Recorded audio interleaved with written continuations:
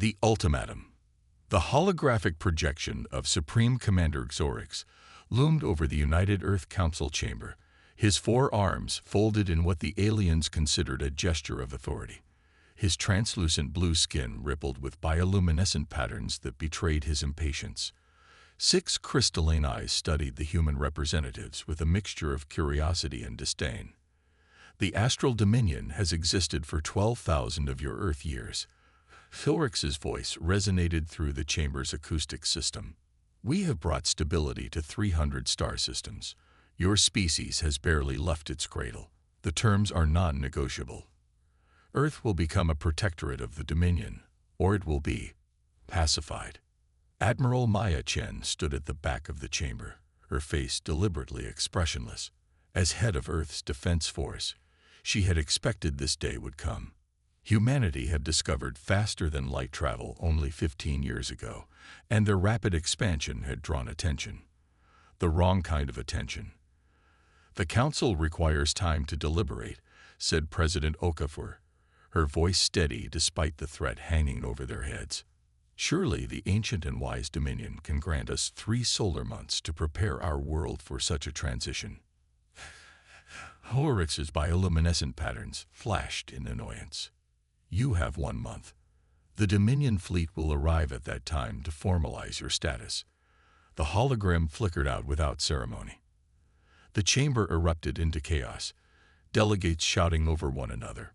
President Okafor raised her hand, and gradually the room fell silent. Admiral Chen, she said, please brief the Council on our options. Chen stepped forward, her military uniform stark against the ornate chamber. At 53, she carried herself with the confidence of someone who had faced impossible odds before. The titanium prosthetic that replaced her left arm, lost during the Mars colony crisis, gleamed under the lights. Madam President, esteemed delegates, she began, the Astral Dominion possesses technological capabilities approximately 2 centuries ahead of our current level. Their fleet consists of at least 50 capital ships and hundreds of support vessels. She activated a holographic display showing the solar system. Conventional resistance would result in Earth's defeat within hours. So we surrender, a delegate from the African Union demanded. I didn't say that, Chen replied, her lips curving into a slight smile. I said conventional resistance would fail. She tapped her neural implant, and the hologram shifted to display a massive spacecraft, unlike anything the Council had seen before. Its design was sleek yet intimidating, with unconventional geometries that defied standard aerospace engineering. Project Defiant, Chen announced. For the past 5 years, we've been developing technologies based on principles the Dominion doesn't use, or possibly hasn't discovered. Their civilization is ancient and stable, but that's made them predictable. You've been building this in secret, demanded the European Federation representative. With full authorization from the Security Council, President Okafor interjected. After our first encounter with Dominion scouts 3 years ago, we knew this day might come. Chen nodded. The Defiant incorporates quantum entanglement weapons, gravity manipulation technology, and a propulsion system based on dimensional folding rather than conventional space warping. It's crewed by a select team of our finest officers and scientists. 1 ship against a fleet. The Chinese Alliance delegate scoffed. 1 ship that they won't understand, Chen countered. The Dominion relies on technologies they've refined over millennia. They've never faced an adversary that approaches warfare from a completely different paradigm. You're betting Earth's future on a theory, someone called out. Chen's eyes hardened. I'm betting on human ingenuity and adaptability, qualities that have defined our species throughout our history. The Dominion evolved in environments of abundance. They've never faced extinction-level threats on their homeworlds. Humans have nearly destroyed ourselves multiple times and emerged stronger. That perspective gives us an edge they can't comprehend. President Okafor stood. The Council will now vote on Admiral Chen's proposed strategy. 3 hours later, Chen stood in the observation deck of Luna Command, watching Earth rotate slowly beneath her. The blue marble that had birthed humanity now faced its greatest challenge. "Admiral," a voice called from behind her. Captain James Rivera, her former XO and commander-designate of the Defiant, joined her at the viewport. The vote passed. "We're deploying in 72 hours. Chen nodded. "Have we received any communication from our observers near the Dominion staging area?" "Yes, Mom. Their fleet is exactly where intelligence predicted, assembling at Proxima Centauri. 38 capital ships confirmed so far, and our preparations on the surface. Operation Mirage is in full effect. Satellites are broadcasting the images we want the Dominion to see, a planet preparing for submission. Construction of defensive installations that look impressive but would be tactically useless." Chen smiled slightly. "Good. And the Defiant? Final system checks are complete. Dr. Sharma reports the quantum entanglement weapon is stable. The dimensional fold drive is calibrated for the jump." Rivera hesitated. "The crew is ready, Admiral, but they know the odds." "The odds," Chen repeated, still looking at Earth. "Do you know how many times humanity has beaten the odds, Captain? From leaving Africa to crossing oceans in wooden ships to surviving ice ages and plagues. The Dominion thinks in terms of certainties because that's all they've known for thousands of years. We think in possibilities." "Yes, Mom. Tell the crew I'll join them tomorrow for the final briefing. And James," she turned to face him, "tell them I said Earth is counting on them to do what humans have always done best. Surprise everyone, including ourselves." In the command nexus of the Dominion flagship, Eternal Radiance, Supreme Commander Xorix reviewed the surveillance data from Earth with satisfaction. The primitive humans were hastily constructing defensive installations around their major cities, primitive defenses that his fleet could bypass with ease. "They are preparing for integration. Supreme Commander," observed Sub-Commander Krell, his chitinous exoskeleton clicking as he moved closer to the displays. "Just as you predicted." "Of course they are," Xorix replied. "Their civilization is barely a flicker in cosmic time. They recognize superior power when they see it. Some analysts suggested they might resist," Krell noted. "Their historical records show a species unusually dedicated to autonomy." Xorix dismissed this with a wave of one of his 4 arms. "Primitive instincts. All species value survival above abstractions like independence when faced with overwhelming force. The humans will serve the Dominion well once properly guided." "As you say, Supreme Commander." Krell didn't sound entirely convinced. "You have concerns, Sub-Commander." "Only that our intelligence on human psychology remains limited. Their development pattern has been unusual. Most species take thousands of years to advance from primitive agriculture to space travel. Humans did it in a few centuries. Rapid but uneven development," Xorix countered. "Their technology is rudimentary. Their political structures are fragmented. They have potential, yes, which is why the Dominion Council voted to integrate them rather than simply harvest their world's resources." Krell bowed in deference. "The wisdom of the Dominion is beyond question." "Indeed." Xorix turned his attention back to the displays showing Earth's preparations. "In 1 month, humans will take their proper place in the galactic order. A footnote in the Dominion's glorious history. The EDS Defiant hung in the darkness of Neptune's shadow, its matte black hull absorbing, rather than reflecting light.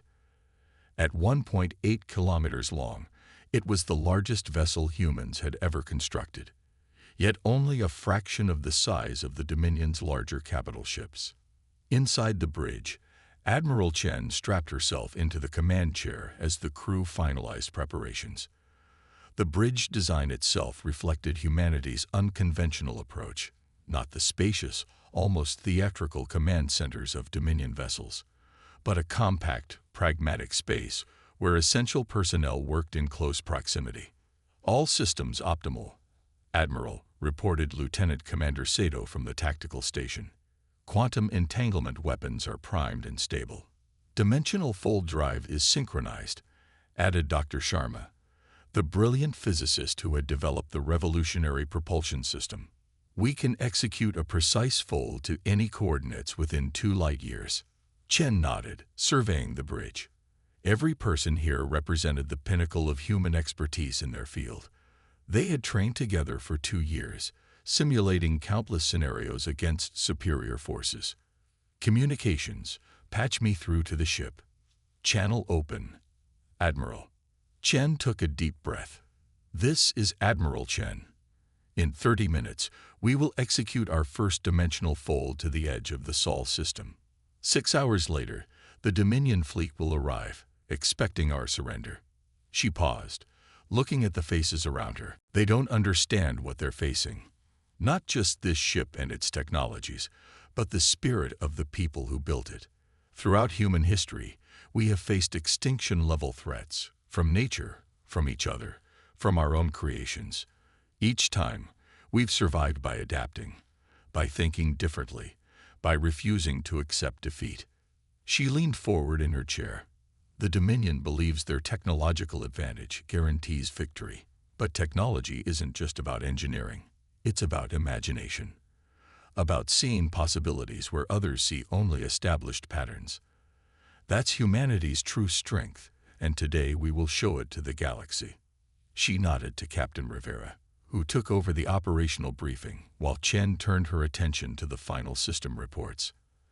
Outside, maintenance drones detached from the Defiant's hull as the great ship prepared for its first jump. In her mind, Chen reviewed the plan once more. Not a direct confrontation, that would be suicide, but a demonstration of capabilities the Dominion couldn't comprehend, followed by targeted strikes exploiting the blind spots in their tactical doctrine. The Dominion had evolved to fight enemies who thought like them. Humanity would show them something new. As the final countdown began, Chen felt a curious calm settle over her. Whatever happened in the coming hours would change humanity's place in the cosmos forever. "Dimensional fold drive engaged," Dr. Sharma announced. Space itself seemed to ripple around the Defiant as reality folded, creating a direct connection between 2 points in spacetime. Unlike conventional FTL drives that pushed through space, the Defiant stepped outside it briefly, then back in. The stars blurred, and in an instant, Neptune vanished from the view screens, replaced by the distant sun and the approaching signatures of the Dominion fleet. "We've arrived at designated coordinates," Rivera confirmed. "All systems functional. Passive sensors only," Chen ordered. "Let's see what we're facing." The tactical display populated with dozens of contacts as the Defiant's advanced sensor suite mapped the approaching Dominion fleet. Chen studied the formation with a practiced eye. "Standard Dominion approach vector," she noted. "They're not expecting resistance." "Quantum signature masking is holding," Sato reported. "They can't detect us." Chen smiled thinly. "Then let's introduce ourselves properly." Defiance.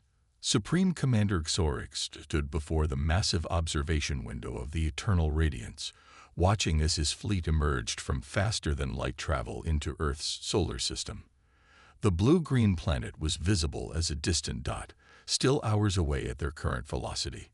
"Emergence complete," Supreme Commander reported the navigation officer. "All vessels accounted for and in formation."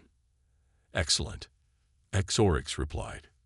"Commence standard intimidation approach. I want the humans to have ample time to observe our arrival."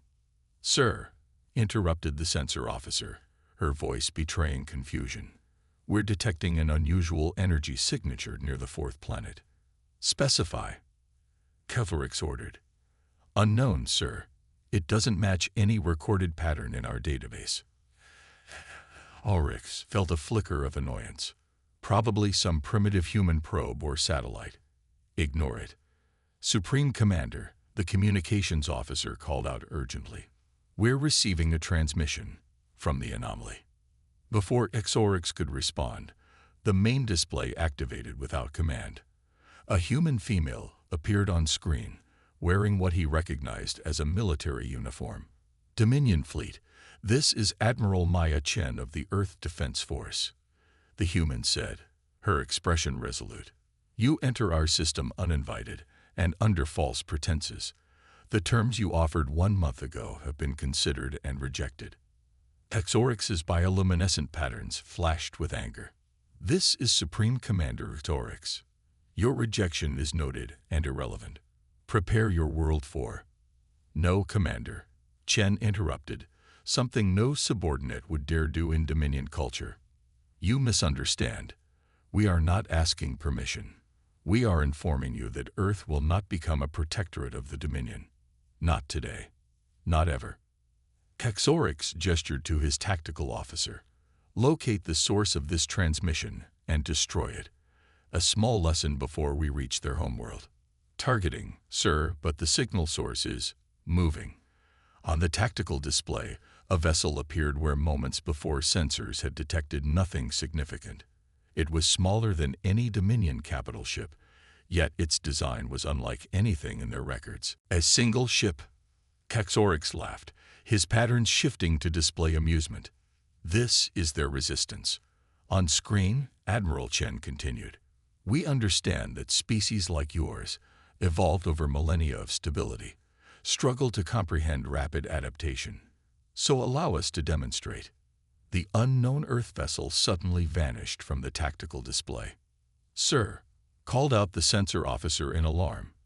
The human ship just disappeared. Impossible. Xorix snapped. Check for sensor malfunctions. All systems functioning norm. The officer's report was cut short as the ship shuddered violently. On the tactical display, the human vessel had reappeared directly behind the Dominion formation and fired upon the rearmost vessel, the heavy cruiser Unwavering Doctrine. Damage report. Xorix demanded.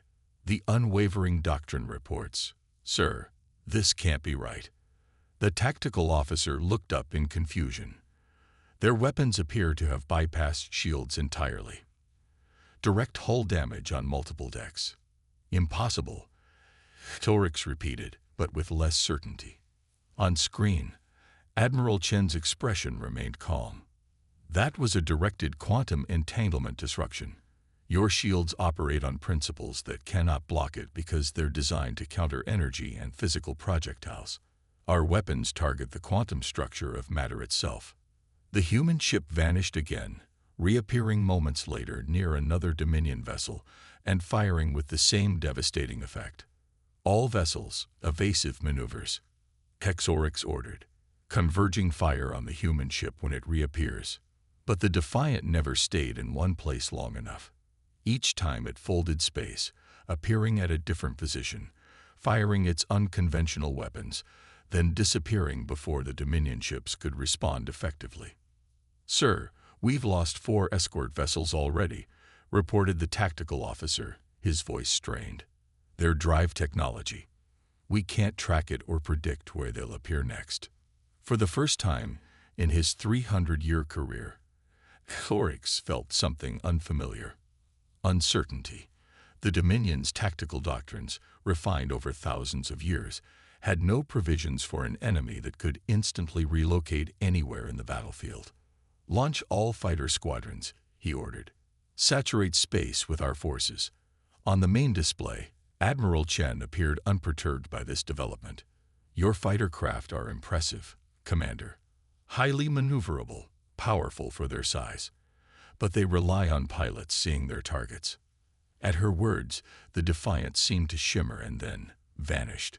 Not like before, when it disappeared completely to reappear elsewhere. This time, sensors could still detect its presence, but visual confirmation became impossible. Adaptive light-bending metamaterials, Chen explained. An old concept our scientists perfected. Your fighters can't hit what their pilots can't see. Throughout the Dominion fleet, fighter pilots reported confusion as their targeting systems failed to lock onto the vessel they could detect but not perceive. The Defiant continued its systematic attack, disabling Dominion vessels one by one with surgical precision. In the command nexus of the Eternal Radiance, Xorix faced a situation no Dominion commander had encountered in living memory, the possibility of defeat. Supreme Commander, Sub-Commander Krell said quietly, Perhaps we should consider a tactical withdrawal to reassess. Xorix's bioluminescent patterns darkened in anger. The Dominion does not retreat before lesser species. Sir, the tactical officer interrupted, the human vessel is on an intercept course with us. Estimated time to weapons range, 30 seconds. Ulrich studied the tactical display. His fleet, once in perfect formation, was now scattered and disorganized. 8 vessels disabled or destroyed, many others damaged, and all by a single human ship using technologies the Dominion had never encountered. Open a channel to their commander, he ordered. Admiral Chen's face appeared on screen once more. Ready to discuss terms. Commander Xorix. This demonstration is noted, Admiral. Xorix said carefully. Perhaps we were hasty in our assessment of your species' capabilities. Perhaps, Chen agreed. Here are our terms. The Dominion will recognize Earth and all human colonies as sovereign territory. A non-aggression pact will be established, and Earth will be granted observer status in your council, with the option for full membership to be discussed in the future. Xorix's 4 arms moved in a complex gesture of consideration. The Dominion does not typically negotiate with species you consider inferior, yes, Chen interrupted. But the Dominion does value efficiency and preservation of assets, correct? Your other option is to continue this battle, lose more ships, and still face the same terms, or worse ones, when it ends. The bridge fell silent as Xorix considered the unprecedented situation. The human ship hovered just outside weapons range, its impossible technologies rewriting millennia of Dominion strategic doctrine in a single engagement. Very well, he said finally. I will convey your terms to the Dominion Council. A provisional agreement may be reached while we await their response. Excellent, Chen replied. We'll transmit coordinates for a neutral meeting ground. And Commander, when you report to your council, make sure they understand something. Humanity doesn't want war, but we will never accept subjugation. We fought too hard for our freedom to surrender it to anyone, even a power as ancient as the Dominion. The transmission ended, leaving Xorix staring at the tactical display where the human vessel, the Defiant, they called it, maintained its position. An appropriate name, he thought.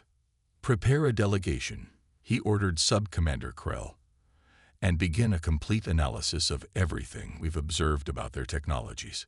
Yes, Supreme Commander, Krell replied, then hesitated. Sir, if I may, how will you explain this to the Council? Xorix's bioluminescent patterns shifted to a color rarely seen in Dominion commanders, the blue-green of introspection and reassessment. I will tell them we have discovered something unexpected, he said quietly. A species that doesn't follow the expected evolutionary path. One that compresses millennia of development into centuries through sheer adaptability. He turned from the display. I will tell them we have found something new in a galaxy we thought held no more surprises. 3 days later, Admiral Chen stood in the observation lounge of the space station Harmony, constructed hastily at the midpoint between Earth and the Dominion fleet's position. Through the viewport, she could see the Defiant holding position, its revolutionary systems powered down to maintenance levels while the diplomatic teams worked.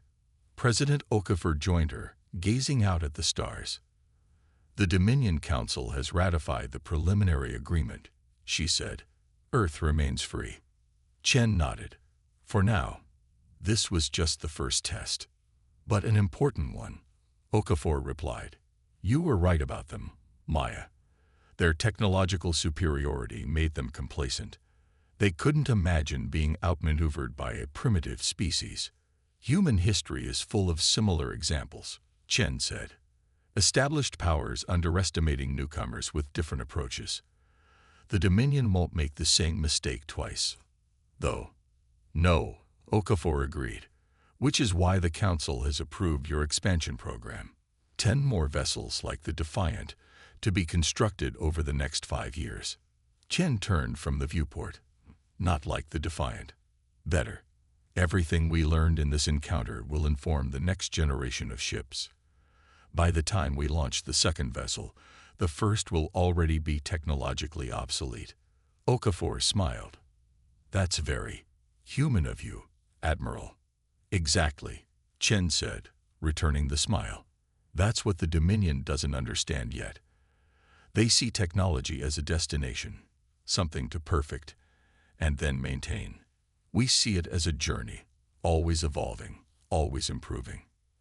Outside, the stars shone on a solar system that remained free, defended by a species that had reminded the galaxy of a simple truth. Never underestimate a civilization that had survived its own worst instincts and emerged stronger for it. Humanity had taken its first steps onto the galactic stage, not as servants or subjects, but as equals, and the galaxy would never be the same.